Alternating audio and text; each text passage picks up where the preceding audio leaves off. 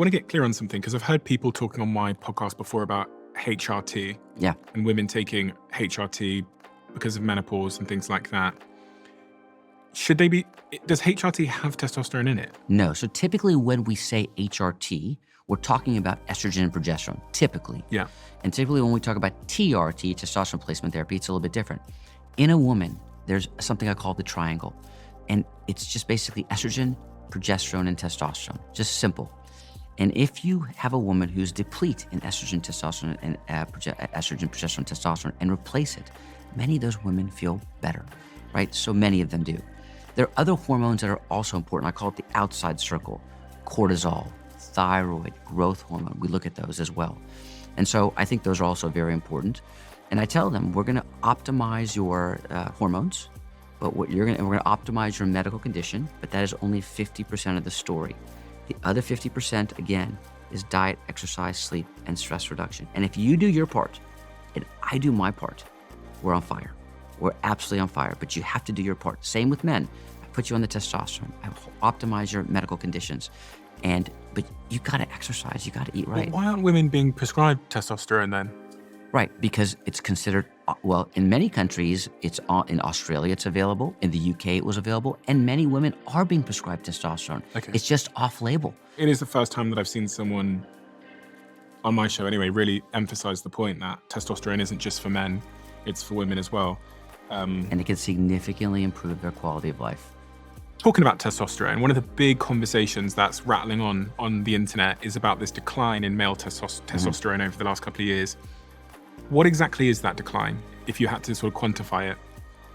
If you look at the original studies, we call it the Framingham Heart Study back in the 70s, testosterone levels were roughly around the 700s. Average men between the ages of 18 and 40 were around the 700s. And every decade, we're starting to see a decline almost by 50 nanogram per deciliter. And so the latest, in the 2015 numbers, are roughly in the mid 400s. So we've seen almost a 300 nanogram per deciliter decline in serum testosterone, which is significant because it has two implications. It's not just about the way you feel and energy, muscle mass, erectile function, but that low testosterone can have implications on fertility. That's really important. So we didn't talk about that, but fertility, sperm need testosterone. Low testosterone decreases your sperm count. Sperm counts have also been on the decline as well. So, I think it's really a testament to the fact that decade by decade, we're becoming a more unhealthy population. Do you think that's really the heart of it? Is this sort of our diets and the way we live and becoming more sedentary, less exercise, more processed food, etc.? Do you think that's the heart of it? I think that's the key. That's absolutely the key. The types of foods we eat, the processed foods that we eat, high fructose, high carbohydrate diets, and the way we know that is just look at the obesity, look at the diabetes. There has to be a reason why it's on the rise, right? And on that point of fertility, I'm in a season of life where I'm going to be trying to have kids pretty soon. What's the most important things I should be thinking about from a lifestyle perspective in your view? Yeah. So I tell patients Darwinism. In other words, survival of the fittest. Healthier people are more fertile, right? You're passing on the genes. So essentially, we tell patients the number one cause of infertility in the world for men is a varicocele. A varicocele is the swelling of the veins around the testicle. You know how women sometimes can get swelling of the veins in their legs? You see those veins that are kind of obvious? Well, men can get those veins dilated around the testicle. And those varicoceles can impair sperm production. Now, 15% of men in the world walk around with varicoceles, but up to 40% of men with infertility will have varicoceles. So it's really important to assess for the varicoceles. But lifestyle modification, each one again, diet, exercise, sleep, have been shown to help improve fertility in men as well. So I say healthier people are more fertile. I need you to start getting healthier. That's very important. We raise the testosterone level in many of these men naturally. We don't give it to them to help improve their fertility as well. But check your semen analysis. That's the simplest thing you can do. Check it, right? I did that. Yeah. It's a great predictor. It's not just, there was so many amazing studies showing that a semen analysis is a phenomenal predictor of overall health. Many studies showing that if your semen analysis today is impaired, it's a predictor of you having comorbid conditions today like diabetes, obesity, metabolic syndrome. It's also a predictor of cancer. So we know that if you have infertility, you're at a higher risk of having testicular cancer than those that don't have infertility. And it's also a predictor of who will have problems in the future. Mike Eisenberg once showed a very nice study Men who have low sperm counts can have a 30% increased risk in diabetes, 50% increased risk in ischemic heart disease in the future. Tom Walsh showed those men could have 2.5 times higher risk of high-grade prostate cancer in the future. So again, to me, it's just a marker of overall health. Check the semen analysis.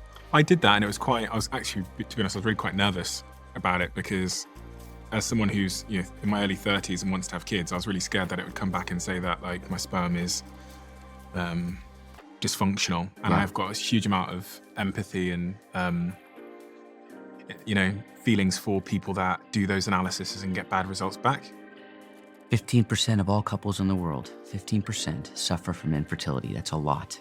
And if you think about it, 30% of the time it's a male factor, 30%. 20% of the time it's a male and a female factor combined. So indirectly, a male is involved 50% of the time when you have an infertile couple. And it can be devastating for that couple. I mean, psychologically devastating. And what's also interesting is that most couples, 50% of couples don't seek therapy. And of those couples that do seek therapy, this is globally, only 25% of those couples actually go forward. And so I call this a group of individuals that also suffer in silence. They should know that there are excellent treatment options available. This graph that I had printed out is just shocking to me. It's going back to the point about testosterone, but the really shocking thing is how quickly this has happened. Yeah. Because this is the year 2000, and this is the year 2015-16, yeah. And the decline there is from roughly 600 nanograms, is it? Yes, nanogram per deciliter. Nanogram per deciliter to roughly, for some age groups here, 400 nanograms per deciliter. And that's only in 16 years. Yes. So if you play that forward another 16 years, there's going to be a bit of an infertility crisis. There is. Fortunately, on that graph, it's plateauing a little bit, which makes me feel a little comfortable. Okay. Oh, yeah, it is actually, It's plateauing just a little bit, but you're right. It could be a significant crisis. And again, as I mentioned, it's the adolescents, the younger folks, who are having the greatest rise of obesity. And that's where fertility comes in. Because obesity in someone in 60s is not concerned about fertility. But a young patient who has infertility, obesity will have a higher risk of infertility. If you're an entrepreneur, you're probably going to want to listen to this. It's a message from one of our sponsors on this podcast, which is LinkedIn. If you've listened to me on this podcast for a while now, you'll know that I've been on a bit of an evolution as a business owner and entrepreneur. And one of those evolutions that has become clearer and clearer as I've matured is that the single most important thing in building a business, in building a company, is hiring. The definition of the word company is actually group of people. And that is the first responsibility and job that any entrepreneur has and should focus on. But surprisingly, most don't. About 80% of my team have been hired from LinkedIn. And I think there's very few platforms, if any, in the world that could give you that diversity of candidate with that much information and data on their profiles. It usually costs money, but for the entrepreneurs that are listening to me, I've got you a free job ad post for your company on LinkedIn. Just go to linkedin.com/DOAC to post your free job ad today. That's linkedin.com/DOAC. Terms and conditions apply.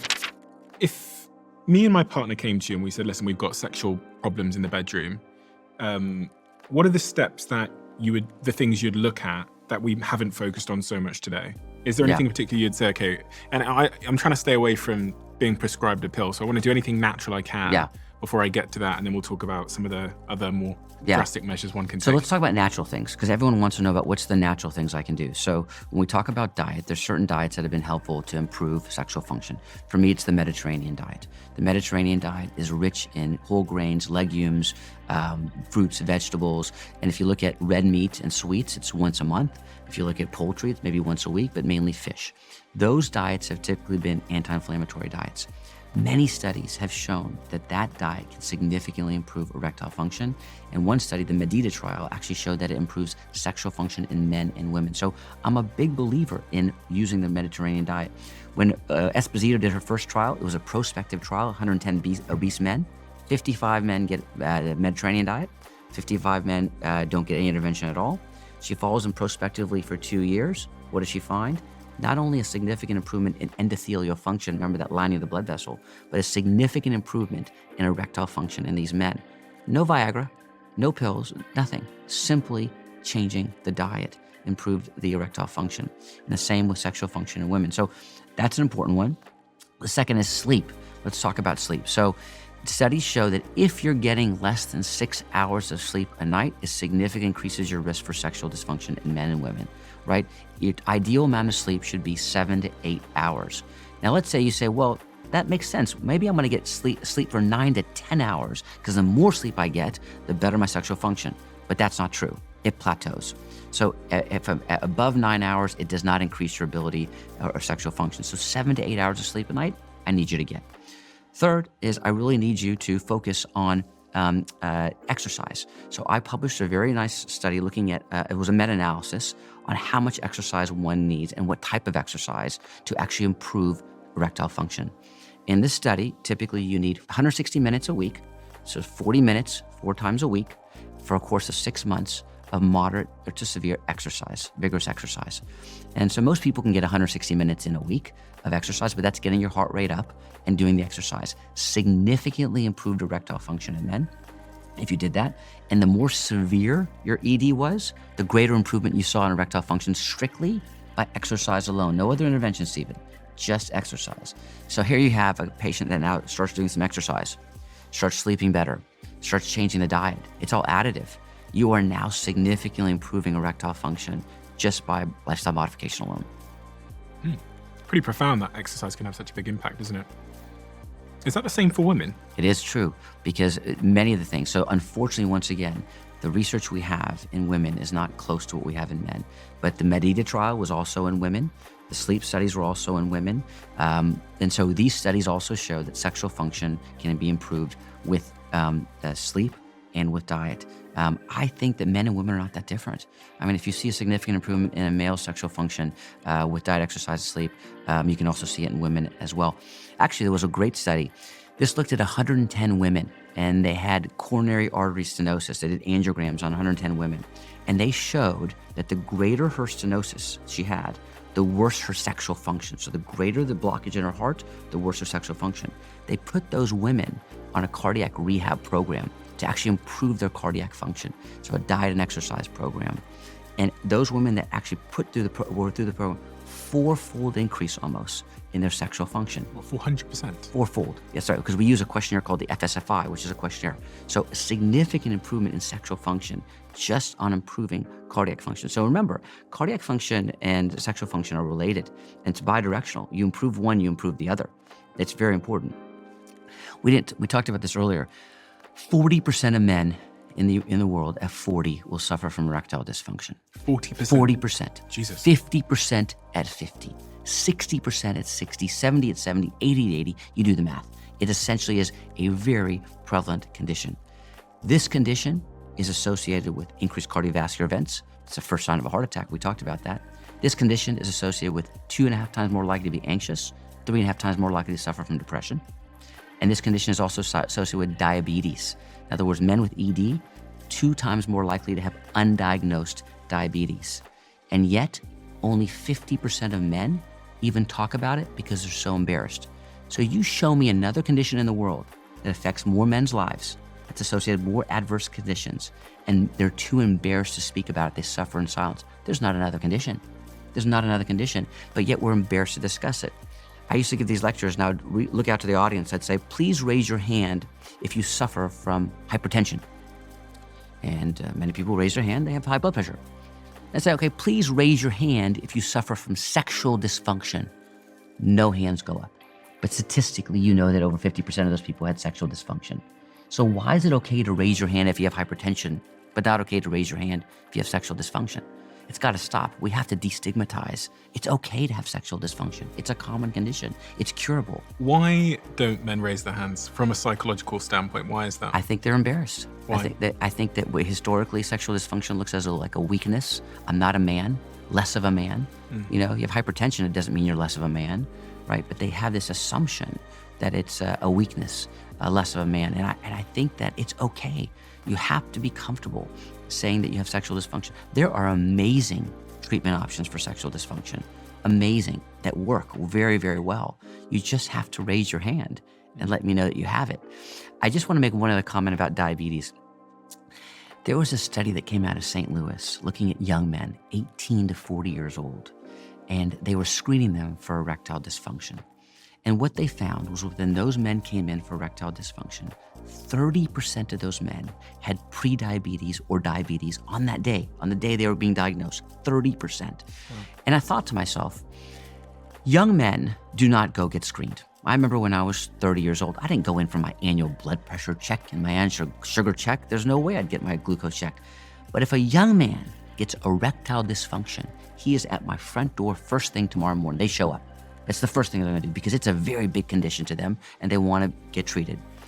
And that is the opportunity to treat these young men and treat the condition. If you see a young man or someone who comes in for ED and you screen them for diabetes, and I catch the diabetes at 30 as opposed to 40, that is 10 years of damage on the vessels that you're saving because you catch the disease early. So ED is the gateway to men's health and to treating men early before it's too late. So I really use sexual health as a tool, a vehicle to improve overall health because men take sexual health much more seriously, particularly young men. Have you ever had sexual dysfunction? I have not. Never in your life? I have not. I have. I have not. I've been in situations where it doesn't mean that it's not. Yeah. But it's okay if I did. It's not. There's nothing wrong with it, right? There's nothing. It's normal. It's okay, and it's transient. It can be temporary and come back, right? It's nothing wrong with having sexual dysfunction. We must destigmatize it. It's completely okay. The reason I'm sharing this is because if anyone else has been in the situations I've been in are generally my sex life has been good my whole life, but there's been certain times with certain partners, or you might be drunk a little bit, or in the day when I was single, there was like the odd person who, for some reason, it just wasn't working for me, or there was other instances in a previous relationship where near the end of the relationship, I'd like lose my erection during sex, and that became a little bit bothersome for me because I was like, oh my God, it's like, it almost made me not want to have sleep with this person, or it convinced me that maybe I don't like them anymore, or something else was going on. And for me, it has always been, what's the word used? Psychogenic? Yes. It's always been in my head that the problems have arose. And the other part of the thing that I've experienced a lot is, in terms of libido, I have like no libido when, actually it's slightly different. When work is very, very busy and I'm very, very tired and I come home very, very late, it's not that I'm not horny, but the act of sex is just really unappealing. But you're just like everyone else. You're not unique when it comes to that. Yeah, but Right, that much of my fatigue. life is like that. Like Yeah. I come home late a lot, Right. and so I'm like tired and Right. stressed quite a lot. Right, but what if I took you and your partner and put you on a beautiful island in Hawaii for 2 weeks? Oh, we have great sex. Okay. Yeah, so that's what kind of like how we've orientated our life, Okay. honestly. Okay. No, that's genuinely how we've orientated our life, because I just don't think the way I obviously want to make lifestyle changes to make sure that I'm not always coming home tired and stressed at 11 p.m. But one of the things that's really helped us is, going away on the weekends, Right. and going away maybe on Friday and coming back on Monday, and getting out of the same context. So like getting out of the house and going to going to a hotel room. It's actually a bit of a game changer that you can just like go to a hotel room in the same city, like book a staycation. Yes. And that seems to have a big impact because it just removes you from the context. Right.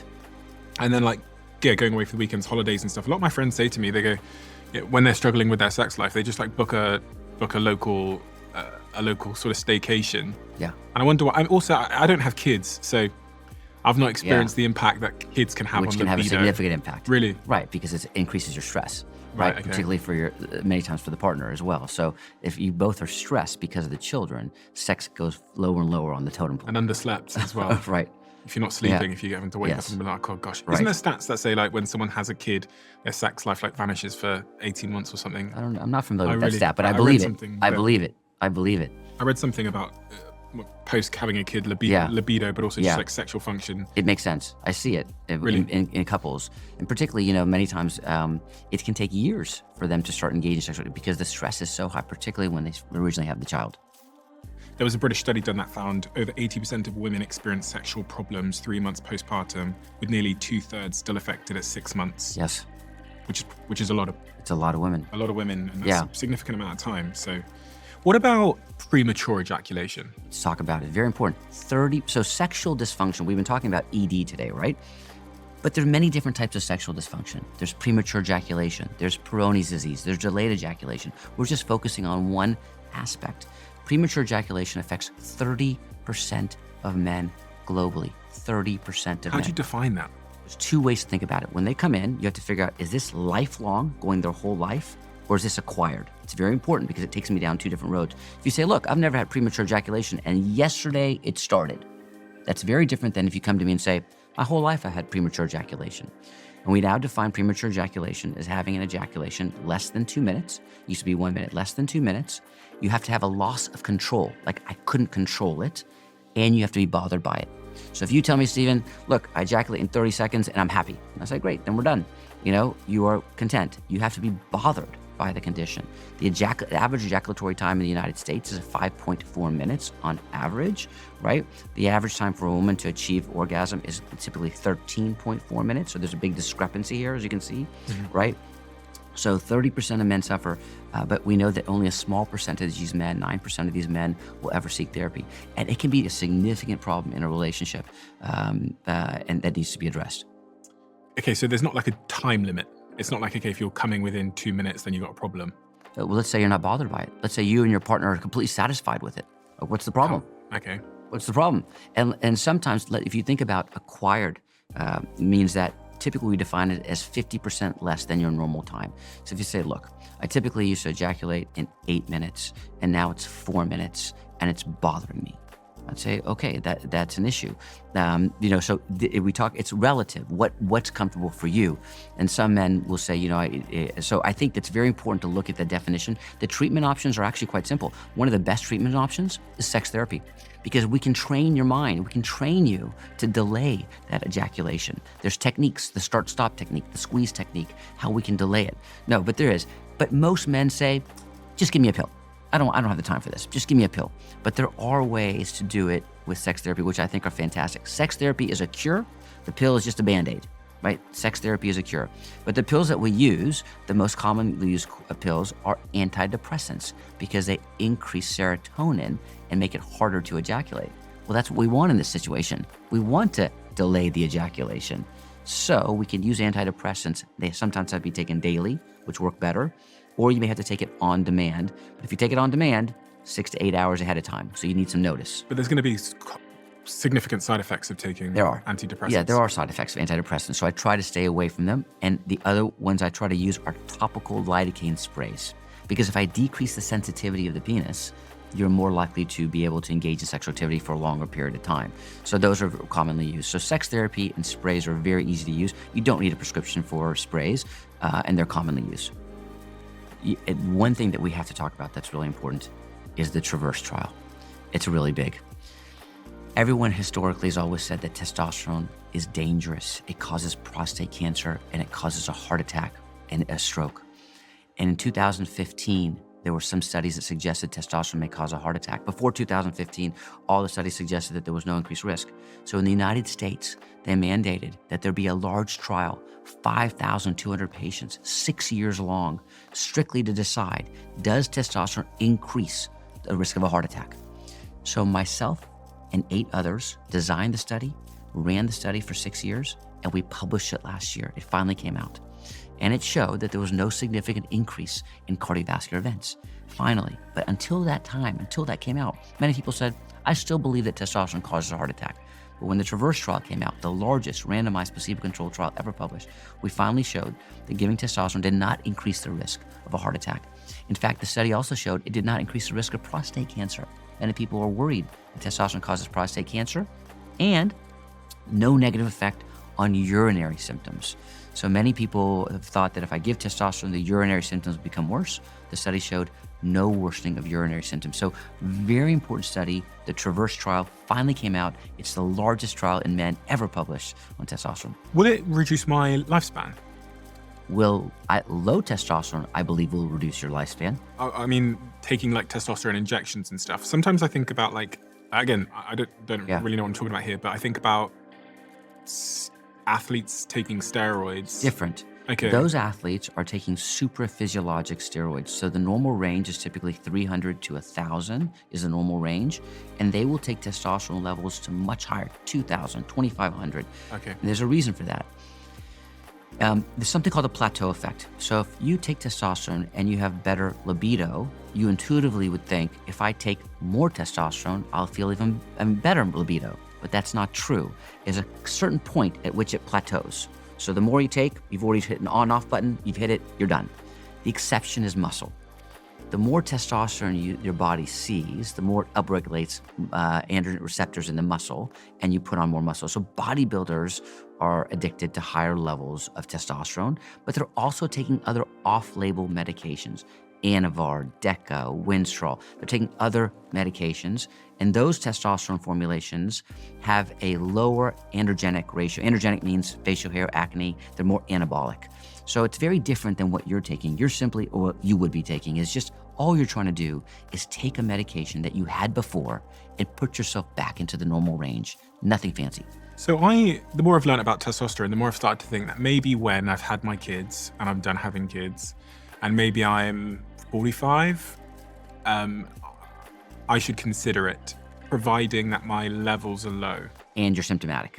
If And you're I'm 45 symptomatic. and you say, I feel great, Yeah. I'm gonna say, Steven, you're not getting it, right? I feel great. So if you say, look, I'm 45, my levels are low, and I'm starting to have symptoms, say, okay, now's the time to consider taking the medication. Those symptoms you said were like tiredness, energy levels. Well, the most specific are my libido's gone down, Okay, my so erections are libido, worse, okay. my energy's gone down, increased fat deposition, decreased muscle mass, poor sleep, and depression. And we have to talk about depression.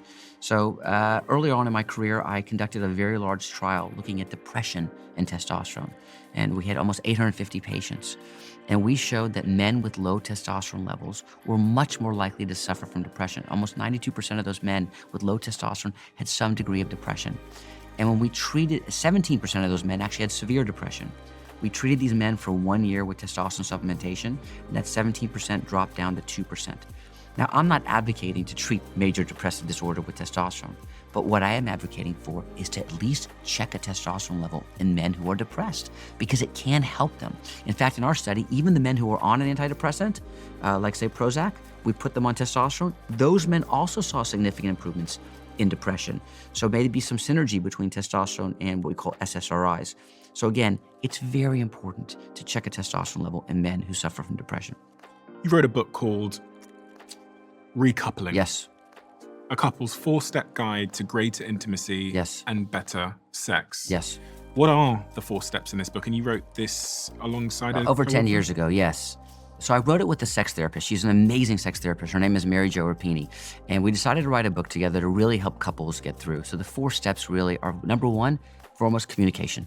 You gotta communicate. You gotta at least be able to tell each other. Did you know that only 44% of men who start developing ED even tell their partners? Now think about that. You'd say, what do you mean they don't tell their partner? You know what they do? They just start avoiding sex. They just start avoiding sex. So they gotta communicate, number one. And making excuses, right? Yeah, I mean, if I lost my erection, I'd probably say, oh, sorry, I'm just tired, or because I want to just, on this point, there's much of the reason why it's hard to communicate is because it can sound a lot like blame, and it also can make someone feel like you're not into them. Right. So if I said, and maybe you're not that into them, and also maybe you're not like that attracted to them. So like that could be, that's you a know what I problem. mean? Yeah. That's an issue. And that's why the sex therapist is amazing. Right. That's what they do, right? That's what they do. They work through these issues with couples, and they're fantastic. But the number one step we put in the book was communication. You have to communicate. The second chapter was my main chapter, what I wrote about. What can we do to improve sexual dysfunction in men and women? Testosterone replacement therapy, using Viagra, vaginal lubrications, local vaginal estrogen therapy. We didn't talk about that. It's critical for postmenopausal women. Local vaginal estrogen therapy is very important. Decreases this risk of UTIs, decreases pain with intercourse. So very important. The third chapter really. So what is that vaginal? So younger women have estrogen in the vagina. That estrogen is so important. It keeps all the bad bacteria away and keeps the good bacteria within the vagina. It keeps the lining of the wall thick. It allows for the vaginal wall to function with arousal properly. And as she gets older and she goes through menopause, the estrogen goes away, the bad bacteria come in, the risk of urinary tract infections go up, the wall starts to atrophy, means it gets thinner. It's more susceptible to injury and tear. It hurts, Okay. right? So you can't ask a woman to enjoy sex if it hurts every time she has sex. A lot of women, I've heard a lot of women talking about that, about this idea that the reason they don't like to have sex is because it hurts. It hurts because when they lose the estrogen, the wall gets very thin and it can tear. It hurts. But even young women, But it's usually typically a different reason. They could suffer from vaginismus. There's other things that could cause vestibulitis. But in older women, the most common cause is atrophy of the vaginal wall because of the lack of estrogen. So what do? You give back local estrogen therapy. It can be in the form of a suppository, form of a cream. It doesn't happen overnight. I tell my patients it can take up to 3 months, but after 3 months, they notice a difference. And the urinary tract infections go away, the pain goes down, right? So these are simple things that women can do to help. Because again, if someone's having pain with intercourse, man or woman, they will tend to avoid it, right? It's an important concept. So the second chapter is really important on what are the many different things that you can do to improve your sexual function. The third chapter is really about intimacy. It's really the intimacy. And the fourth chapter really is ways to improve your sexual experience. It was written by my sex therapist. She talks about vibrators, masturbation. So there's a 4-step guide that I think is very helpful. And I think what's unique about this book is that really it's really 2 perspectives. It's one who is the medical care that I provide and the psychological care that she provides. now she's obviously handling the psychological side of things and she's not here. But just on this point of improving communication, what is the best advice you'd give to people that are currently in a situation where they're both kind of suffering in silence because they're just not communicating with each other? Number one, most important is time. We don't spend enough time. It's basically the shadows in the night. You coming in, I'm going out, and you have to make time. That's extremely important. And the second one is open dialogue. You have to be able to express to your partner what you're suffering from. Otherwise, you can't get treated. You just have to be able to express it. But time, I think, is important, and open communication and dialogue. There's nothing embarrassing about this. It really is something that needs to be destigmatized, and the consequences of addressing it. So couples who engage in regular sexual activity have a significant improvement in their quality of their relationship. They tend to be happier and suffer from less depression. I mean, there are physical and emotional benefits from regular sexual activity. In the opener of the book where you start talking about communication, there's a sentence that says, when sex isn't going well, it can become 90% of the relationship, and couples seldom know how to communicate about any of these problems. And that is true. You know, we've done a couple of conversations now on the Diary about sex and intimacy and these subjects, and the amount of messages that I get from couples saying that everything else in their relationship is great. Yeah. Everything is great. Love this person so much, but there's this massive elephant in the room. Right. No pun intended, which is the lack of sexual intimacy. Now, when we talk about sexual intimacy, does it mean penetration? Yeah, it doesn't. Because with the definition of sex span is the ability and the desire to engage in satisfying sexual activity. I have patients that come to me and say, we do not have penetrative sex, but we have a wonderful sex life. I say, great. If this is working for you because it's satisfying sexual activity, you're set, right? It's if you want penetrative sex and you cannot have it, then we will address it and we can fix it. But you get to define, Stephen, you define what is satisfying sexual activity. On chapter 4, where you talk about things like vibrators and stuff like that, I know that was a chapter handled by your sex therapist, according to what you said.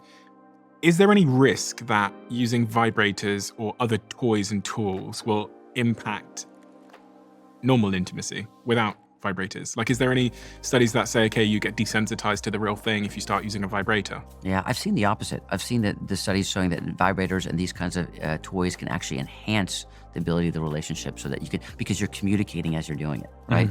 So you're communicating with your partner, what is giving me pleasure, what is not giving me pleasure. You're learning about each other. And it's a great tool to use to learn about each other.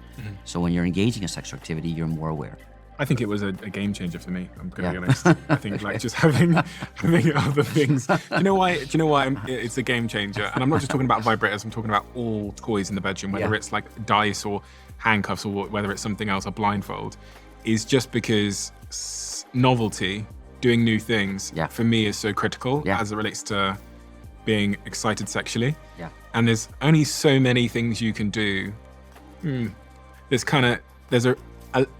relatively limited list of things you could do if you're not bringing in other tools and toys and stuff, you know?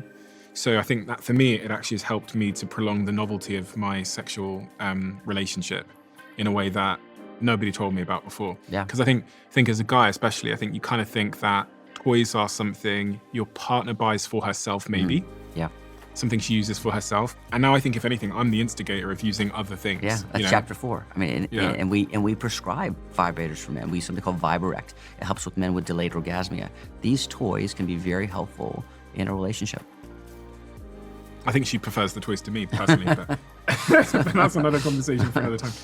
In terms of energy, there are so many reasons why I'm a big matcha fan, if you don't already know by now. And so much so that I actually invested in the UK's leading matcha company called Perfect Ted. And one of my favorite Perfect Ted products is these delicious matcha pouches that come in every flavor, from salted caramel to peach flavor to mint flavor to berry flavor. One of my favorites is this vanilla flavor, which I'm gonna make in just 2 seconds. You just take this mixer here, get a little bit of the powder, pop it on top of the shaker like that. Put the lid on. Shake, shake, shake. Delicious. If you haven't tried this yet, you can find Perfect Ted at Tesco and Holland Barrett stores or online, where you can get 40% off with my code Diary40. Head to perfectted.com and put in code Diary40 to try this delicious multi-flavored matcha now. Highly recommend. And if you do it, please tag me, send me a message online. What's the most important thing we haven't talked about that we should have? Well, there's a couple of things I want to talk about. One is we didn't talk about Peyronie's disease. It's an important disease. 9% of men in the world suffer from Peyronie's disease. 9% of men in the world. Peyronie's disease is an abnormal curvature of the penis when it's erect. So I want you to think about this. The way I can describe it is, if I have a balloon, I put a piece of tape on the balloon. I blow the balloon up. What's going to happen? It's going to curve in the direction of the tape, right? So if a penis curves greater than 60 degrees, it's prohibitive for intercourse.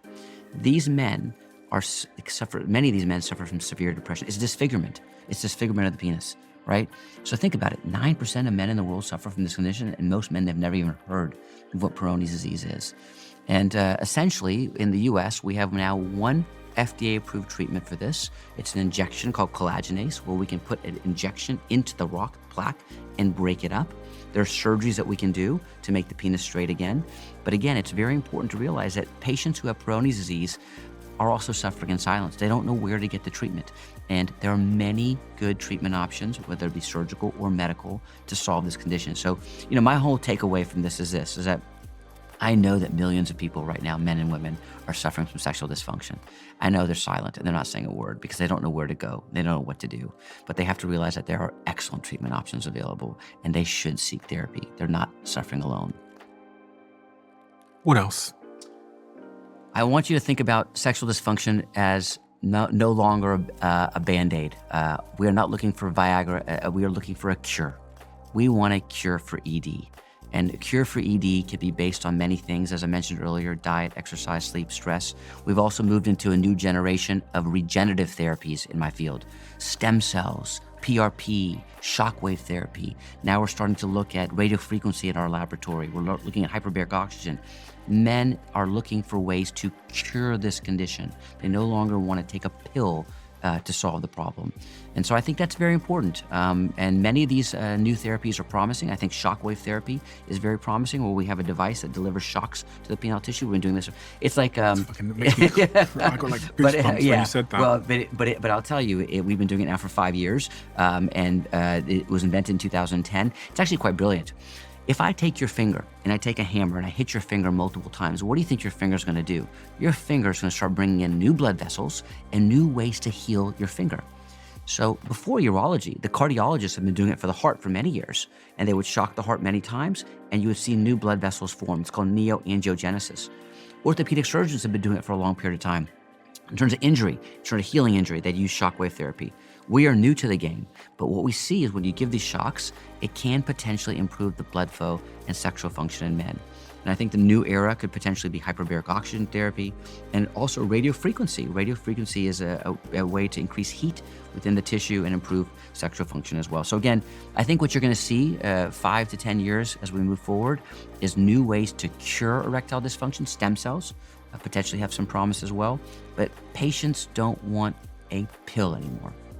One thing we haven't talked directly about, but we've talked about it indirectly, is the role that trauma plays in sexual dysfunction and trauma in all of its forms. I think I had a partner who was very public again about the fact that the reason why they had sexual dysfunction was because, in their view, because they'd been through a sort of traumatic experience. How often do you see that in your office? How often do you see a patient come to you, man or woman, with some kind of trauma? We query all men and women if they've had any kind of trauma, sexual or just physical trauma. It doesn't have to be sexual trauma. It can be any kind of physical trauma. I will tell you that most patients don't disclose or not very commonly describe to having it, but they will many times disclose it to the sex therapist, and I'll find out on the back end, to be honest with you. But I think when someone discloses sexual trauma or trauma, it takes more of a relationship and time. And on the first visit, sometimes they're not forthcoming. What's that you have in front of you on the desk? I've been hesitating talking about this. This is a penile implant. Oh gosh. And yes, that's exactly what it is. And this is a device that was invented in 1973 by a very famous urologist named Dr. Brantley Scott. Brantley Scott, I will have to brag a little bit, was from my institution at Baylor College of Medicine, and it's been around for 51 years. And the penis actually has two bodies sitting on top, and it has the urethra sitting on the bottom. And those two bodies have muscle inside them or casing.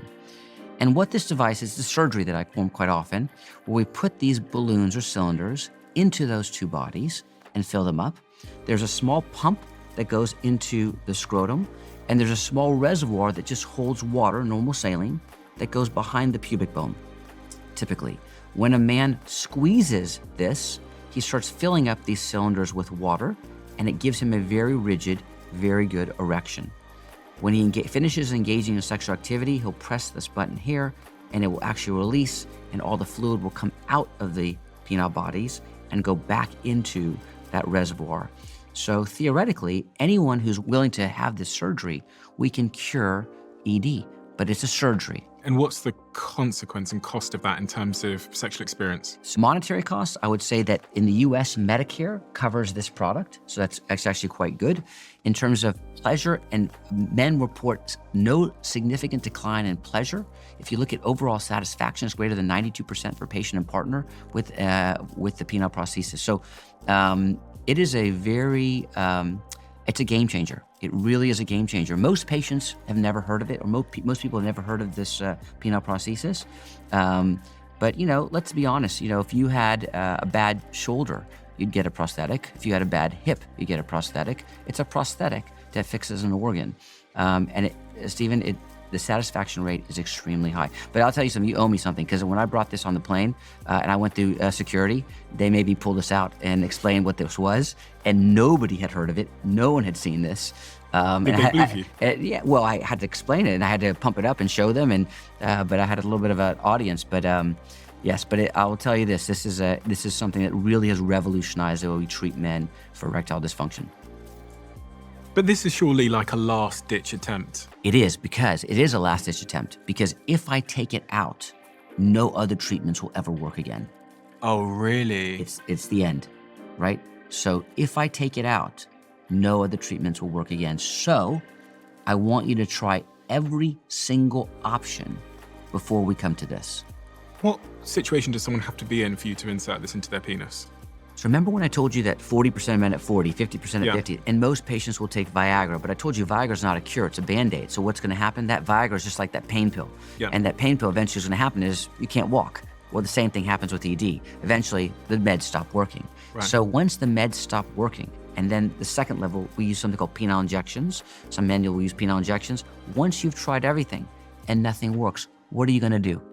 Okay, so this is like a last... What are you going to do? Okay. If you still want to but if I look at satisfaction rates, if I give men questionnaires for the pill, for the injections, vacuum erection device, for the implant, highest satisfaction with the implant.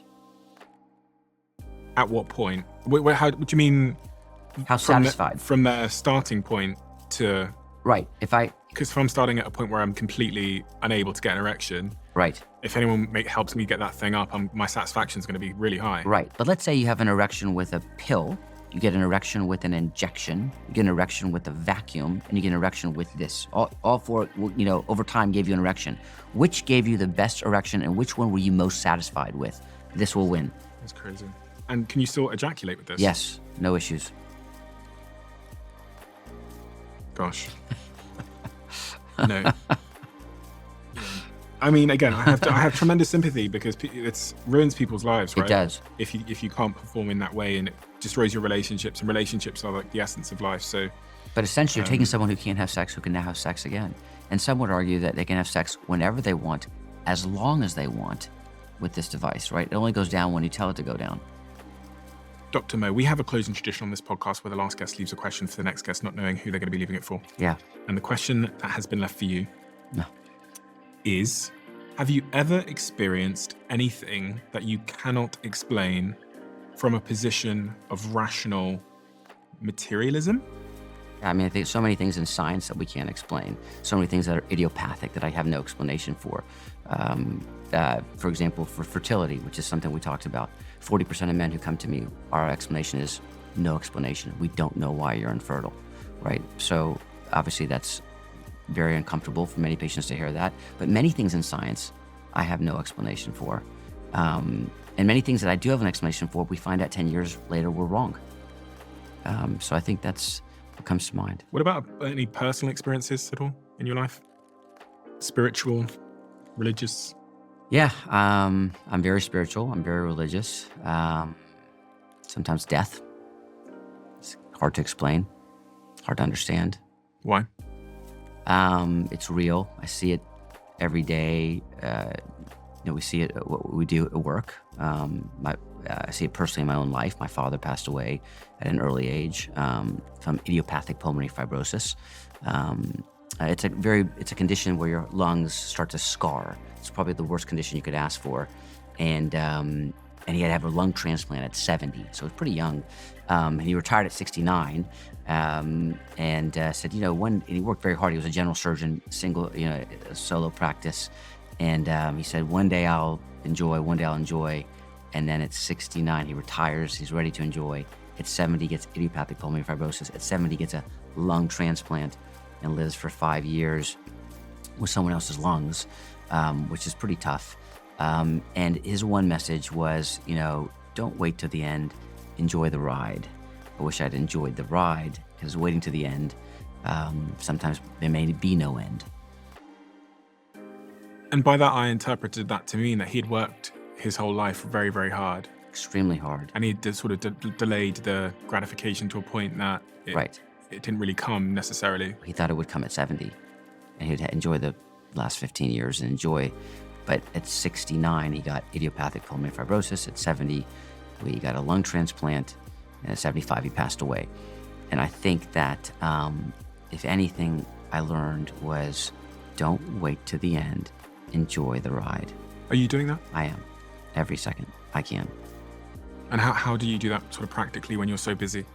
So I make time, I meditate every morning, I work out every morning, I have my own time to myself, I pray, I'm very religious. I think those are very important things that keep me going. It's God, family, work, patience. I mean, it's an order. My family is extremely important to me, and I make time for them as well. And I think that keeps me grounded. Dr. Mo, thank you. Thank you for the work you're doing, because as you say in your work, there's a huge proportion of people, couples, men, women, that are suffering in silence, and they are in search of answers. And there's not a lot of people in your friendship group that are necessarily going to know this stuff or even talk about their own experiences with this. So I think it's important to have these kinds of conversations that anyone in the private or comfort of their own home or with their AirPods on can tune into to get a better understanding. If there was a closing message for those people that are suffering in silence in some way, whether they're couples, individuals, what is that closing message to them? It's okay to suffer from sexual dysfunction. It's normal as we age. And there are many treatment options, good treatment options, that can help you today. And I ask you to seek therapy, raise your hand, tell your doctor you suffer from sexual dysfunction, because they're excellent treatment options.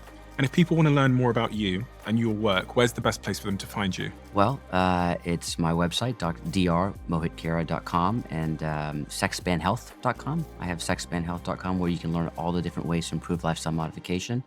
I started a nonprofit, I just want you to know, called the Testosterone Project, just so you know that. It's really geared at education, advocacy for testosterone. We're trying to get testosterone approved for women in the United States. I think that's important. We're trying to get testing done as well. We want everyone to be tested for testosterone. It should be norm as well. And we're trying to get it deregulated. So the testosteroneproject.com is a great way to get information as well. I'll put all of those links below. Dr. Mo, thank you so much for the work that you're doing, and please do keep doing it because it's so incredibly important. Thank you, Stephen. Pleasure to talk to you. Thank you. Do you know that 80% of New Year's resolutions fail by February? It's because we focus too much on the end goal, and we forget the small daily actions that actually move us forward. Those actions that are easy to do are also easy not to do in life. It's easy to save $1, so it's also easy not to.